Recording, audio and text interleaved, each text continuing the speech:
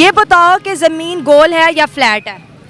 ज़मीन आला हज़रत जो है, मैं उनकी रोशनी में आपको बताता हूँ कि ज़मीन जो है ये सुकून है, यानी ये रुकी हुई है, ये घूमती नहीं है। इस तरह हम नहीं कह सकते कि वो घूम रही है, गोल का तो कुछ नहीं कह सकता मैं। ये इंडिया चांद पे चला गया, लोगों ने मार्स तक के मिशन कर लिए। अनफॉर्चुनेटली मदरसा के बच्चों को ये पढ़ाया जाता है कि ज़मीन फ्लैट है। अगर ज़मीन फ्लैट है तो फिर ये मौसम कैसे बदलते हैं, ये दिन रात कैसे आते हैं बताओ? अगर ये घूम ही नहीं रही, चांद ग्रहण कैसे लगता है, सूरज ग्रहण कैसे लगता है? करता हूँ, ये जो है ज़मीन जो है ये बिल्कुल सुकून है, बस जो है ना चांद, ये इसके गिर्द जो घूमता है, ये घूम रहा है, ज़मीन घूम नहीं रही है।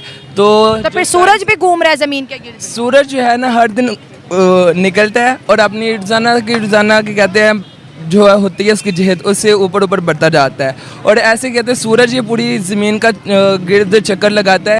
कैसे कैसे लोग रहते हैं यार यहाँ पर। जो है ज़मीन वो घूम नहीं रही, ये जो सूरज है ये इसके इर्द गिर्द घूम रहा है, जिसकी वजह से मौसम के कहते हैं ठंडा होता है, गर्म होता है। इसी तरह के कहते हैं आसमान दिनों का छोटा बड़ा होना, ये भी क्या कहते हैं सूरज के साथ ही है। ये देखें, बिल्कुल ये देखें मदरसा के बच्चे आज ऐसी बात बता गए हैं जो आइंस्टाइन भी नहीं बता के गया।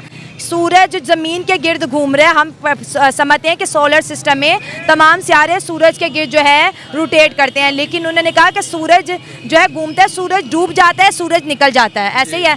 और दिन और रात कैसे बनते हैं, मौलाना क्या बताते हैं?